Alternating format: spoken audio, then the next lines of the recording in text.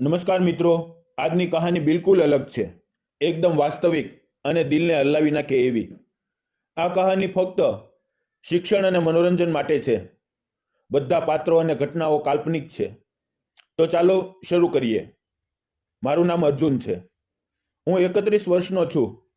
હું ગામથી 15 કિલોમીટર દૂર એક નાનકડા રેલવે સ્ટેશન પર ટિકિટ ચેકર છું. રેલવેની નોકરીમાં હોય ત્યારથી એકલો જ રહું છું. મારા માતા પિતા બંને કોરોનામાં ગુજરી ગયા. એ પછી લગ્નનું નામ સાંભળતા જ ડર લાગતો હતો. મને સ્ટેશન પાસે જ રેલવેનું નાનું ક્વાર્ટરમાં આવેલું છે. એ જ મારું ઘર છે. રોજ સવારે 5 થી બપોરે 1 વાગ્યા સુધી એક શિફ્ટ, પછી બપોરે 2 થી રાતે 10 સુધી બીજી શિફ્ટ. એ જ મારા જીવનનું રૂટીન છે. સ્ટેશન પર એક નાનકડી ચા ભજીયાની દુકાન છે. એ મારા મિત્ર રમેશભાઈ ચલાવે છે. દરરોજ હું એની દુકાને જ ચા પીઉં છું. એક દિવસ સવારે 7 વાગ્યે એક મહિલા દુકાન પર આવી. ઉંમર લગભગ 27-28 વર્ષની. એણે રમેશભાઈને કહ્યું, મને ચા ભજીયા બનાવતા આવડે છે, કંઈક કામ આપશો? રમેશભાઈને તો ખરેખર મદદની જરૂર હતી, કારણ કે એનો ભાઈ બીમાર હતો. એણે તરત જ આ પાડી દીધી. મિત્રો, એનું નામ સોનલ હતું. સોનલ રોજ સવારે 6 વાગ્યે આવે, દુકાન સાફ કરે, ચા ભજીયા બનાવે અને રાત્રે 9:30 વાગ્યે બંધ કરીને ચાલી જાય. એ પણ રેલવે ક્વાર્ટરમાં જ રહેતી હતી, કારણ કે એના પતિ પણ રેલવેમાં પોર્ટર હતા. પણ એક વર્ષ પહેલા ટ્રેન નીચે આવી જતા તેનું મૃત્યુ થયું હતું. એ સમયે એની દીકરી માત્ર 8 મહિનાની હતી. સાસરિયાએ ઘરમાંથી કાઢી મૂકી. માયકું ગરીબ હતું, એટલે રેલવેના ક્વાર્ટરમાં જ એક નાનકડા રૂમમાં રહેતી હતી અને આ દુકાને કામ કરતી હતી. હવે ધીમે ધીમે સોનલ સાથે મારી વાતચીત શરૂ થઈ. હું રોજ એની બનાવેલી ચા પીવા જાઉં. એ પણ મને જોઈને હળવું સ્મિત આપે. એક દિવસ વરસાદની ઋતુ હતી. ધોધમાર વરસાદ પડતો હતો. પ્લેટફોર્મ પર કોઈ નહોતું. હું ડ્યુટી પૂરી કરીને દુકાને ગયો. સોનલ એકલી બેઠી હતી. એની દીકરી પણ દુકાનમાં જ ઊંઘતી હતી. મેં કહ્યું, આજે તો કોઈ નહીં આવે. બંધ કરી ગયો. એણે કહ્યું, થોડી વાર રાહ જોઈએ, કદાચ કોઈ પેસેન્જર આવે. એ જ વખતે એક ટ્રેન આવી. 4-5 લોકો ઉતર્યા, ચા ભજીયા લઈને ચાલ્યા ગયા. મિત્રો, વરસાદ એટલો જોરથી પડતો હતો કે સોનલનું ઘરે જવું મુશ્કેલ હતું. મેં કહ્યું, આજે મારા ક્વાર્ટરમાં રહી જા. પરીને પણ વરસાદમાં લઈ જવું યોગ્ય નથી. એણે ઘણી વાર ના કહી, પણ પછી હા પાડી દીધી. એ રાત્રે અમે ત્રણેય એક જ રૂમમાં રહ્યા. હું બહારના ઓટલા પર સૂઈ ગયો. સોનલ અને પરી અંદર સૂતા. રાતે વરસાદનો અવાજ અને પરીનું હસવું. એ રાત્રે મને પહેલી વાર લાગ્યું કે મારું ઘર પણ કોઈનું થઈ શકે છે. એ પછી ધીમે ધીમે અમારી વાતો ઊંડી થવા લાગી. એક દિવસ સોનલે ધીમેથી કહ્યું, અર્જુન, તમે ક્યારે લગ્ન કેમ નથી કર્યા?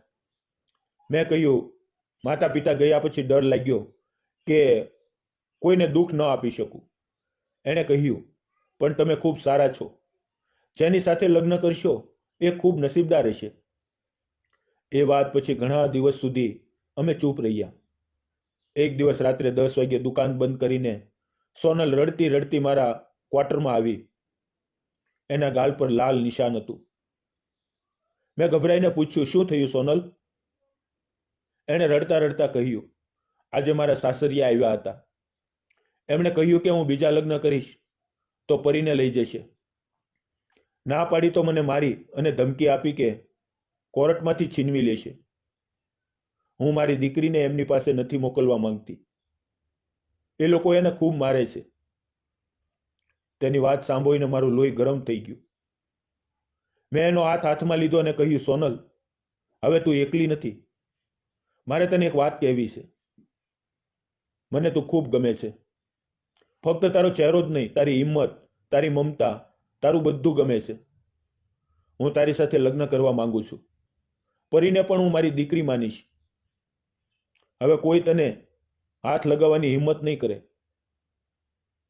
સોનલ મારી તરફ જોઈ રહી. એની આંખોમાં આંસુ હતા, પણ એક ચમક હતી. એણે ધીમેથી માથું હલાવ્યું. બીજે જ દિવસે હું રેલવેના અધિકારી પાસે ગયો અને સોનલના સાસરિયા વિરુદ્ધ ફરિયાદ લખાવી.